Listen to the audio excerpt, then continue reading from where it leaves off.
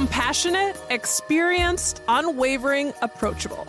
These aren't just traits you want in a personal injury attorney. They're how clients describe the team at Habish, and Rotier. Right here in Madison, their attorneys are dedicated to guiding you through the complexities of the legal process with confidence and care, helping to calm the uncertainty and support your path to healing. For all types of personal injury cases, Habish is the name locals trust. Habish, and Rotier. National reputation, hometown service. Visit Habish.com or call 1-800-2-HABISH. Calling all Madisonians, musicians, and music lovers. Mark your calendars for Make Music Madison on June 21st. Make Music Madison is a free annual musical extravaganza performed by anyone and enjoyed by everyone. Every year on June 21st, over 2,000 cities across the globe celebrate Make Music Day. Here in Madison, we host the largest event in the country with more than 600 free shows across the city. Check out MakeMusicMadison.org for a listing of performers, times, and venues.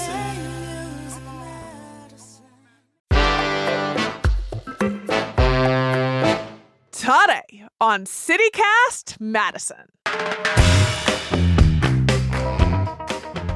The 2025 Madison Jazz Festival is here. All this week, you can attend world-class jazz concerts and events of all kinds across the city. And who doesn't want to be moved by infectious rhythms and standout performances?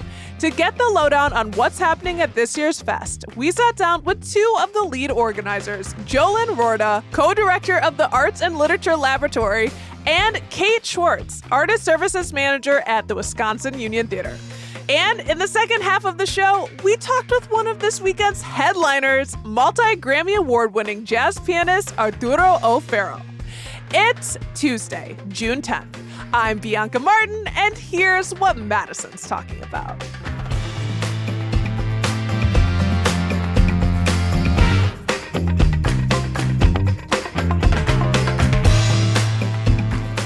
Hi, Jolyn. Hello. And hello, Kate. Hi there. So, for those of you who don't know, the Wisconsin Union Theater and Arts and Literature Laboratory jointly present the Madison Jazz Festival. And it's this fantastic collaboration. This year's fest has already kicked off its 10 days of glory. And I should say, I know you both because I've had the pleasure of emceeing the Jazz Fest the past 2 years for the final weekend. And I'm going to again this week, which is very exciting. I'm stoked. So before we dive into the specific programming on deck, Jolyn, can you tell us what is the larger aim and ethos of the Jazz Fest? Like, what are you trying to do each year with the festival? Well, this is a true citywide celebration of jazz, and we try to bring all the different organizations that are presenting jazz all year long together to showcase the kind of wonderful musical events that you can expect to hear in Madison all the time, because we really want people to not just come to Jazz Festival, but to support our jazz community throughout the year. And so this is bringing together nonprofit organizations and clubs and spaces that don't even traditionally present jazz to support the jazz community, support our artists, bring music to the audiences, and make it really accessible for everyone, whether they're new to jazz or they're longtime jazz fans who have been coming every year since the start of the festival. Oh, I love it. And Kate, do you have anything to add there on the ethos and mission of the festival? In addition to accessibility, I think also awareness, because I don't know, jazz is a very prolific genre in Madison and the surrounding areas. And in and of itself, as a genre, is very accessible. To Jolyn's point, like even if you're not into jazz, there's something to be drawn from it in any capacity. So making it available and accessible, but also like really showcasing the stellar foundation of jazz that Madison has. We're a bunch of jazz heads. And if you're not one, you can get into it. So, as mentioned, shows and events have already kicked off this past weekend, and they run through this weekend, which is the finale weekend at the Memorial Union Terrace. Jolyn, let's start with you. You at Art Lit Lab programmed the first portion of the fest. So what's happening across town this week? Well, we've had a great start to the festival already with an exciting first weekend. And what we still have to come starting tonight, we have a very special event that is a celebration of Mary Lou Williams in poetry and music. And this program was actually put together for the Mary Lou Williams Centennial And the poet, who was one of Madison's first poet laureates, Fabu Phyllis Carter, wrote a whole book of poems on Mary Lou Williams. And she collaborates with longtime Wart host Jane Reynolds, who's a wonderful jazz pianist, and they performed this in May at the Kennedy Center. So it was quite an honor to be part of the 2025 Mary Lou Williams Jazz Festival there. And so this was their kind of welcome home. Unfortunately, Jane's not going to be able to join us now, and so stepping in will be Chris Rottmeyer, as well as bassist Lori Lang to perform with Fabu. And so that's a free event happening at Arts and Literature Laboratory tonight. And she's a legend. If you don't know her already, that sounds incredible. And then, we continue on this week. On Wednesday, we have two great events. We have a documentary film screening at Emoca. We're going to screen the Oscar-nominated documentary Soundtrack to a Coup d'etat. And then and that's free. And then we will also have the Sweet Tooth Jazz Band out of New York performing at North Street Cabaret. And that one is a ticketed show, but people can expect to be able to show up at the door and buy tickets, so they can definitely join us for that. We have another free concert on Thursday night at Cafe Coda. Yeah, over on Willie Street. Yep. Mm-hmm. DC and the Love coming with a special guest, a young New York City-based vocalist named Lucy Winans, and she recently won the Ella Fitzgerald vocal competition. So we're excited to have her join with Dennis Carroll, who is an absolute legend from the Chicago jazz scene. And then our final kind of pre-Terrace event is going to be an Oscar Peterson Centennial Concert that's going to have 3 different pianists playing at Arts and Literature Laboratory on Friday night. And that is free. And so we hope everyone will come out to these great events. Yeah, definitely. Oh my goodness, those are some big names. We got some big names dropping and excitement. And Kate, let's hear about what's on deck for this weekend, where I'll be at the Terrace. Yes, we've got more big names for sure. And the finale of Madison Jazz Fest always is held on the Terrace. And it was last year that we were able to swing headliners on the Terrace as well. They traditionally been presented as a ticketed performance in Shannon Hall. But last year with Orrin Evans and Dee Dee Bridgewater, respectively, on the Saturday and Sunday, we started a new trend of having these big names on the Terrace for free and for the public to enjoy. And it was a scene. That was a scene to see. Like, she came out into the audience, talking about Dee Dee Bridgewater. She came out into the audience. I mean, and you're on the lake. Oh, It's so gorgeous. Yep, for sure. And I do a lot of the advancing for the season shows at the Wisconsin Union Theater. And one thing I have put in the advancing notes for this year's Jazz Fest is making note of the Get Off the Lake horn that will blow at 7:30-ish, an hour before sunset. Classic. And when Orrin Evans was here, we didn't take note of it, and it was a little disruptive. So the following night, I mentioned it to Dee Dee, and she did the most remarkable thing where she said to the audience, I think that's a D or a D flat. And then she sang with it. And it was like this crazy, we all know what that horn sounds like. And it's very loud down on the Terrace at 7:30.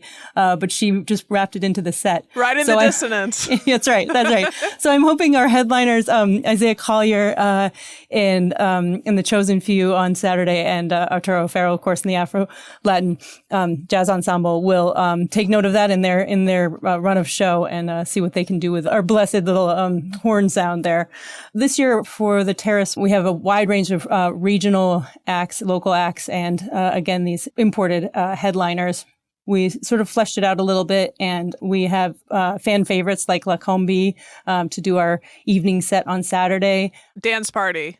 Yes, dance party they for sure. They bring so much passion. We love La Combi. For sure. We couldn't leave them out. And then Mr. Chair is coming as well. Mainstay Ben Ferris here in Madison. Everybody knows the name and loves the guy. So he will be starting out our day on Saturday. And then a special treat is Camille Thurman with the Darryl Green Quartet will be in the afternoon set starting around 5. And she'll precede Isaiah Collier and the Chosen Few, who will be playing their full The World's on Fire album. So that's pretty exciting. And for Isaiah, I advise the programming committee that's in charge of the Wisconsin Union Theater's performing arts season every year. And Isaiah Collier has been on their list a few committees in a row now. And we have the opportunity to take the students to New York to the Association for Performing Arts Professional, APAP conference every year. And at the same time, Winter Jazz Fest happens, and we all got to see Isaiah in action at the Brooklyn Bowl, which is a terrible venue. No offense. Oh, really? Sound-wise. Unlike the Hollywood Bowl, which is right. awesome. Totally. Unlike the Hollywood Bowl. Bowl. The Brooklyn Bowl is literally a bowling alley. It's just like not designed for music. Hilarious. And Isaiah took charge of that room with no issues whatsoever. And that was sort of the clincher at that point for see what he can do on the terrace. Yeah. You talked about the other headliner, Arturo O'Farrell, who we're going to hear from in a second. And that's a really exciting ensemble and headliner as well. Absolutely. And that has also been a long time coming. I think that he's been on a short list for a while. And, a lot of these things are just cosmic timing when it comes to who and how we can get and where we can put them. And I think Melanie Charles is an example of that as well, who will precede Arturo. And then we're throwing in a couple of Milwaukee favorites who have played in Madison and Arts and Lit Lab before. Devin Drobka, but he has a new project, Bell Dance Songs, which will start Sunday out. Pretty chill, pretty experimental. And then the Cal Bergendahl Project, they're based in Milwaukee and they don't come to Madison enough. Oh, it's really exciting. Okay, let's really quickly talk logistics. Is there anything that folks should be keeping in mind when they're heading to the fest, or do either of y'all have words of advice for how to make the most of the festival? Well, the one way to make the most of it is to come to events every single day. Yeah. There's something every day. In fact, there's something free every day. And it's going to happen rain or shine. That's the other thing, is that we've made sure that we have alternative plans. So even if it looks like it's a little drizzly or something like that, the shows will be inside at Shannon Hall or, in other spaces in the outdoor events. So we want people to come on out. That's really great. And be prepared for just a really wide range of styles. So even if you think you don't, you're not a jazz fan or you don't like jazz, it may be one type of jazz you don't like, but we probably have something you do like. So it is true. That is the thing, is jazz is not one thing. Just like Wisconsin Union Theater and Arts and Lit Lab, both individually are not one thing, but together, look what we're doing every year. And that we're now in the 37th year of the Madison Jazz Festival in its different iterations. And it just keeps getting better every year. Yes. The collaboration is gorgeous. You talked about there's something free every single day. And also the things that are ticketed support music. I think that's the recent call on the show. We just talked to someone from the Atwood Music Hall that's opening up. And it's just we need people to also want to, support our local venues and support artists financially. Let's keep doing that. So come through for all of the things. And, I mentioned speaking with the headliner, Arturo, for this episode. That's fantastic interviews coming up next. I can't wait. And it brought up all the feels, all of the reasons I cherish the festival. Before we let you go, I'm going to ask this to each of you, starting with you, Jolyn. What's your favorite part of the festival? Oh, well, I love the fact that it brings so many people from across Madison and actually beyond Madison. People are coming from all over for these events to come listen to music together. There's something just really special about live music, live jazz, and experiencing that with other people, especially after the pandemic. I think coming back together around this music. And I should also just mention another great thing that I love is year-round seeing people wear Madison Jazz Festival t-shirts. Yes. Even if I'm traveling somewhere else in the country, a lot of times somebody will recognize if I'm wearing a Jazz Festival t-shirt and be like, Madison, I was there, and yeah. So we're going to have great new t-shirts this year. And so I love seeing people wearing those t-shirts all week long. And then we're all, again, showing our support. Yes. And how about you, Kate? I really do love the collaboration of the festival with Arts and Lit Lab and Wisconsin Union Theater and the Madison community. It's more than just picking bands and putting them on a stage. There's a lot of love and care of the genre and the audience and the city that goes into this. And that translates every year for the past 37 years, as far as I can tell. So I really appreciate the work that goes into it and just the stellar art that comes out of it. Yes. And I can attest to it. I've seen it. And I'm just so excited to have any role in it. So thank you both for all the work that you do for this incredible festival in our city. And I know folks are going to come out. We've got the conversation coming up with Arturo in a moment. Kate, thank you so much for joining us. Thank you. And Jolyn, thanks so much. Thanks. We'll see you this weekend. That's 2025 Madison Jazz Festival organizers Jolyn Rorda, co-director of the Arts and Literature Laboratory, and Kate Schwartz, Artist Services Manager at Wisconsin Union Theater.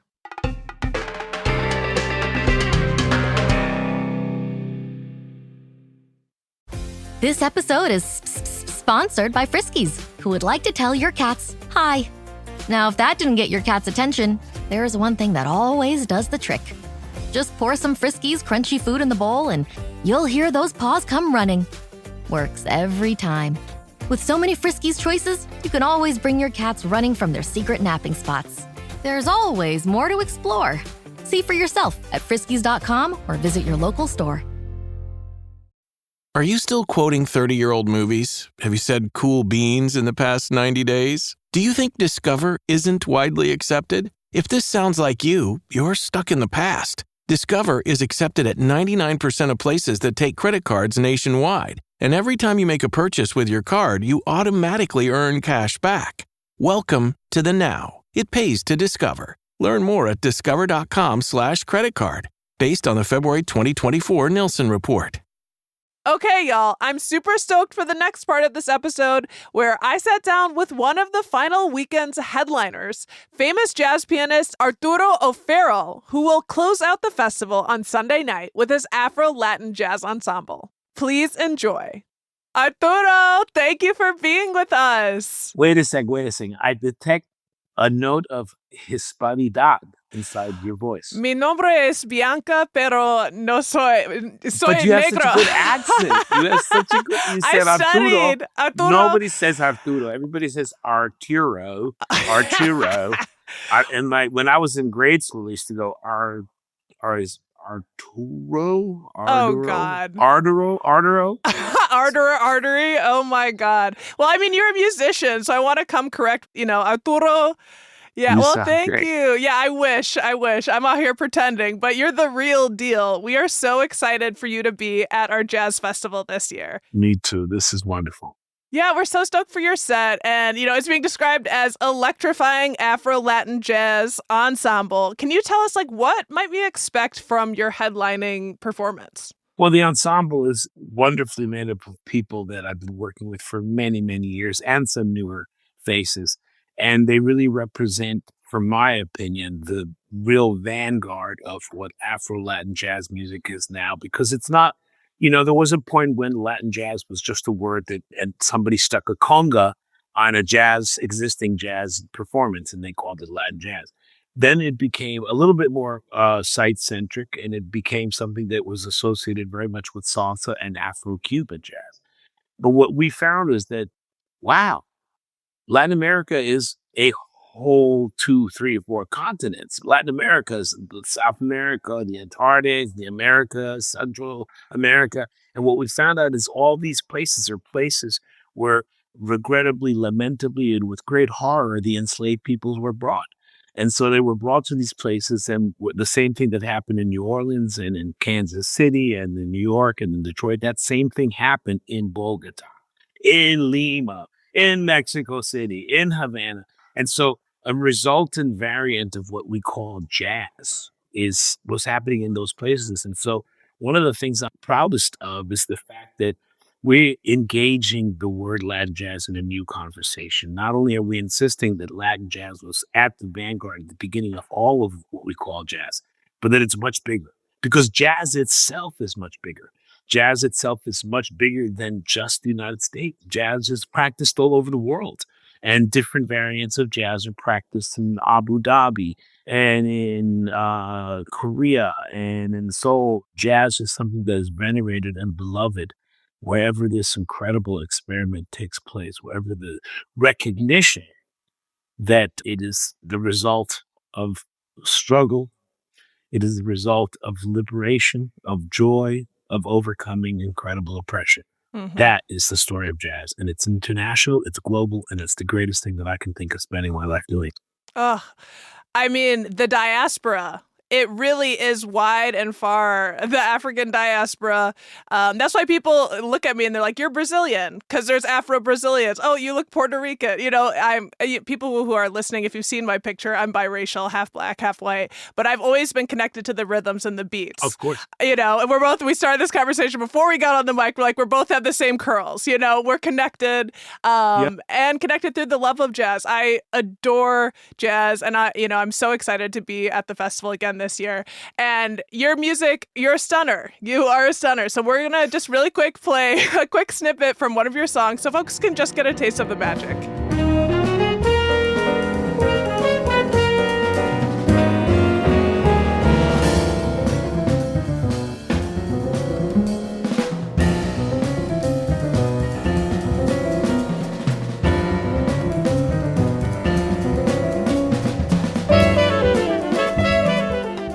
So that's a piece from In Whom I Am Well Pleased. Yeah.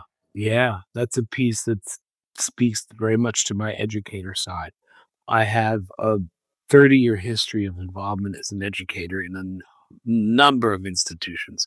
I have been a adjunct faculty member at every CUNY school known to man. I've been a full-time faculty member at all kinds. The last post that I held was distinguished professor at the UCLA Herb Alpert School of Music, and now I am the Bill Evans Fellow at the New School, and I find that one of the biggest joys, which I'm not at all surprised by, one of my biggest joys is seeing others fly. And so when I see great young musicians take off and express their own conversation with this diaspora and from their own cultural perspective and their own generational perspective, absolutely nothing can make me happier. And nothing. That's why I say, in whom I'm well pleased. I'm well pleased. This was originally written for my incredibly brilliant drummer's son, Zachary, who expressed himself at an early age as a world-wise global jazz practitioner. And then, of course, I just saw this in my classrooms throughout the teaching career that I've had. And it's one of the greatest joys I have. Yeah, well, I could listen to it all day, and that was just a snippet of, a 9-minute song. I did want to talk to you about your crew, because we'll be seeing you in your Arquette. So a slimmed-down version of maybe, the full band orchestra that you sometimes play with. I wanted to ask, what is your favorite part of, leading this ensemble? And, do you get funky with the smaller set? What's the vibe? Well, definitely 18 musicians are harder to control than 8 musicians, which are even harder to control than 3 musicians, or certainly when I'm at the piano alone, that's impossible to control. But nonetheless, my whole aesthetic as a musician, as much as I love to play, is collaboration. My whole aesthetic as a human being is to share the spotlight, to shine it on others.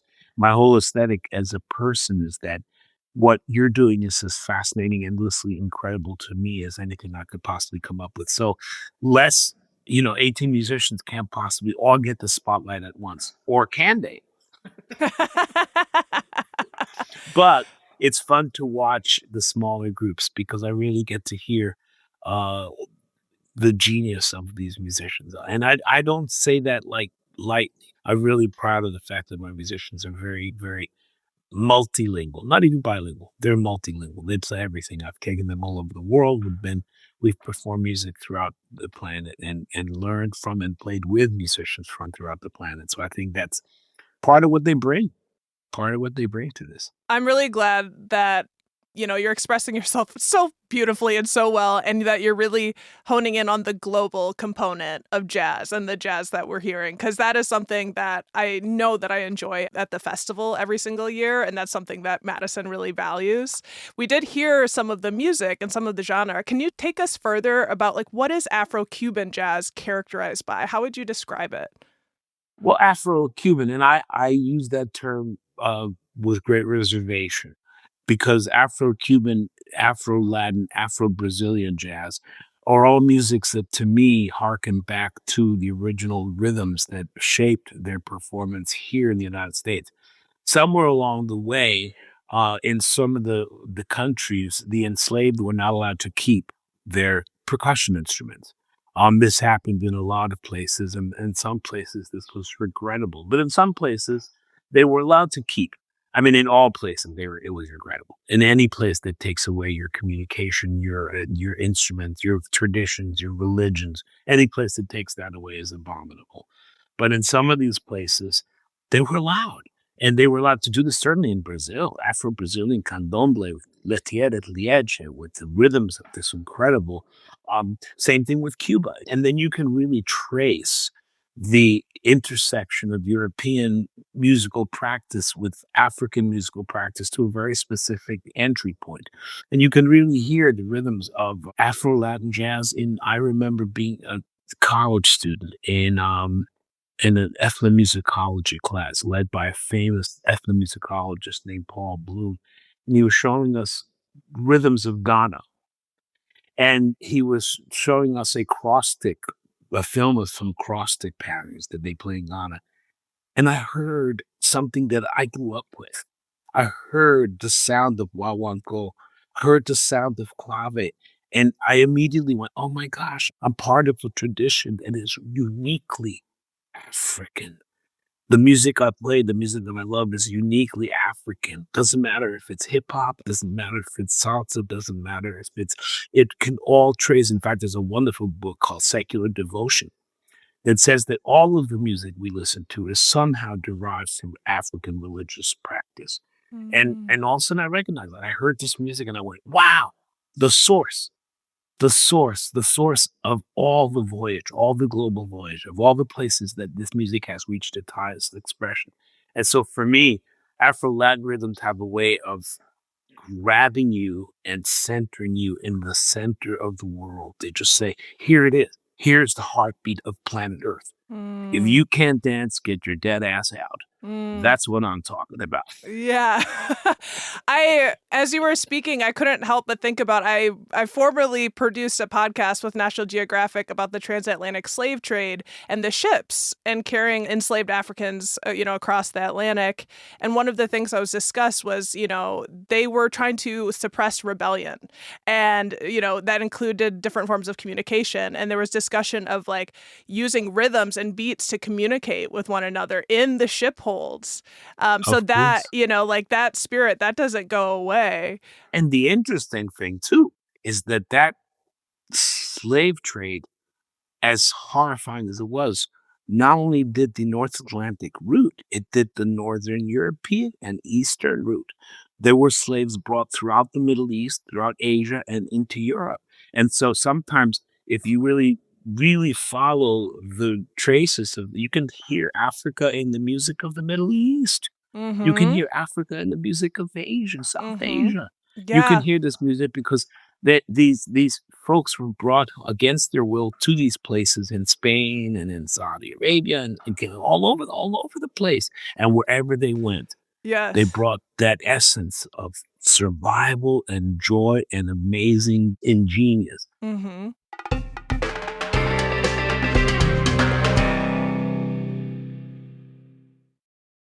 This episode is brought to you by Nespresso and Samra Origins by the Weekend Coffee Collection. Introducing Samra Origins. My collaboration with Nespresso is a connection to my roots, to my mother, Samra. Coffee that hits the right notes. It transports you. Crafted with unique notes and bold, soaring flavors. Experience a taste that moves you. Nespresso and Samra Origins. Discover more at Nespresso.com. This episode is brought to you by Tic Tac. Summer tastes like Tic Tac. Tantalize your taste buds this sunny season with citrus adventure and orange. 2 everyday flavors that bring summer in every. Tic Tac Citrus Adventure is a yummy, vibrant medley of lemon, lime, and mandarin. And Tic Tac Orange is the perfect mix of tangy and sweet. Visit us at Tic Tac USA on social to refresh your summer with Tic Tac. While we're talking about lineage, one of the most fascinating parts of your story is your roots in Cuba. Like, it's a family affair. It goes back with your father, Chico, right? Like, what do the roots mean to your work? It sounds like almost everything. My father was what I call the quintessential modern musician. His training was in Europe. His heart and soul were in Africa, but his residence was in the Americas. So in some ways, he was the perfect representative for his time of what that zenith could be. And so Chico Farrell represented for many of us probably the highest apogee of that expression in his time period, just because of his genius and because of the sources of nutrition that he had. I have been to Cuba 4 or 5 times a year for the past 20 years, and until recently, But I've been going back and forth because whenever I went to Cuba, and people think it's tourism, they think it's tour. No, it's not. I don't go to endorse a political regime or to castigate a political regime. I've been going back and forth to Cuba because my people are there, and because my heart is there, and because the source, the nutrition of a lot of the music that I play is in the rhythms of Afro-Cuban Santeria worship. The nutrition. I love that phrase. The It's nutrition. nutrition. It's nutrition. I have to say, with all the things that I've done and all the things that I've experienced, still some of the deepest music I've ever heard in my life is the Muñequitos de Matanzas. It's a rumba group from a region of Cuba called Matanzas. The first time I heard them do what they do, and it's hard to describe what they do as music because it's spoken word, it's singing, it's dance, it's rumba. To me, it was such a perfect amalgamation of human expression, of all of it. And then to realize that they were speaking from the heart about being Cuban, being African, being European, about the struggles that they have to go through on a day-to-day basis to survive. When I first heard the Muñequitos de Matanzas, I wept like a baby. And I realized that in my own way, I was going to dedicate my life to expressing that part of Cuba, which is not political. I love politics and I'll get into it with anybody, but I want to express the part of Cuba which is central to human understanding, which is, we live together, survive together, or we die if we don't cooperate. If we really believe that humanity is going to survive, it's going to be as a global community. We haven't even been invaded by the extraterrestrials yet.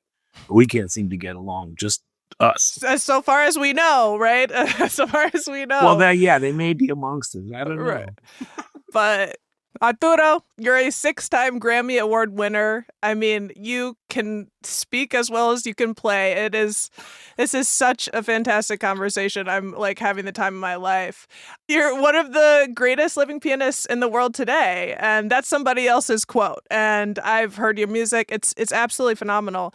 And I want folks who don't get jazz to understand, like, I think jazz sometimes has negative connotations or some negative stereotypes that it's too heady or inaccessible. Of course, we went there with the intellectual, but in some ways for me, jazz, I've never got that it's too heady. Like for me, jazz, it's experienced in the body. And I want to just say to people, like, don't think too much about it. Just experience it. But what do you say to folks who might write jazz off because they haven't really had a connection with it yet?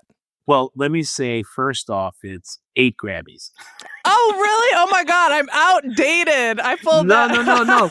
No. Because sometimes people fail to see that the Latin Grammy is a Grammy. Okay. So there's six American Grammys and 2 Latin Grammys. Good point. The second thing I want to say, too, is that, to be fair, jazz musicians have done this to themselves. Sometimes we become very internal and self-focused, and we play music that's interesting to ourselves only. Lots of fast notes, very strange and avant-garde textures. And, and I think that that's a beautiful thing. I think it's important to take a spiritual and artistic voyage inside. But I think it's really important to bring people with you. And this is one of the things that made jazz of 40, 50 years ago so relevant to the public.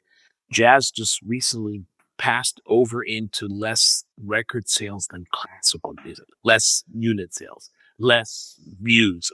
But I think sometimes we forget, and I'm going to get a little philosophical, the thing that makes musicians the most annoying partners in life is that they're very, very internal. They practice all day. They think about what they sound like. They go, how did I sound? Was I okay? Blah, blah, blah, blah. And I feel like, yeah, I've been guilty of that. And I have to say that that what really should take place is not just in musicians, but in each one of us, we should take the focus off ourselves and the things that we do and try and figure out with all our hearts how to connect to the nearest human being that we have.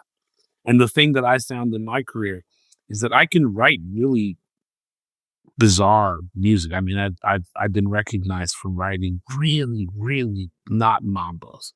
You could just at the end of my life, you could put on my gravestone, he didn't play any mambos. Not even number 5? and still had many people that loved his music. So I believe you can expand the language, take people on a journey, and not have to either pander or disengage. And I think what you have, Boozy, you have to realize that you want to bring people on a journey. And the way you bring people on a journey is by befriending them first. You go to them and you say, listen, I know I'm not Tito Puente, but we can share a common language. We can share a thing that you and I both understand. Come with me. Come with me. And then we'll take you to see that expression in the music of the Middle East, the music of Kuwaiti percussion divers, the percussion diving tradition of Kuwaiti. Or we could see that in the music of the Son Jarocho Veracruz musicians. I mean, there's so many different expressions of the music that you and I love and care for as expressed through modernism, through Afrocentrism, through maybe the next step for me is Afro extraterrestrial jazz. I don't know. Yes. Bring it cosmic. Bring it cosmic. So funkadelic. I'm so ready. I was so ready to bring all of us on such a beautiful journey because I think of the day that I heard Herbie Hancock playing Seven Steps to Heaven. I think of the day that I heard Herbie Hancock playing Headhunters. And I think of that day and I realized that Herbie did that. I took me on a journey that expanded my understanding of everything through the safety net of jazz. Well, Arturo, thank you for joining us. Honestly, thank you so much. You're a wonderful host. Thank you so much. And honestly, I think people are going to want to come and hear your journey at the Terrace. And I personally can't wait. Well, I'm so happy to share our journey together. That was Arturo O'Farrell, headliner for this year's Madison Jazz Fest. He and his Afro-Latin Jazz Ensemble will play the Terrace Sunday night. If you want to learn more about who's playing at this year's fest, head to our show notes for a link.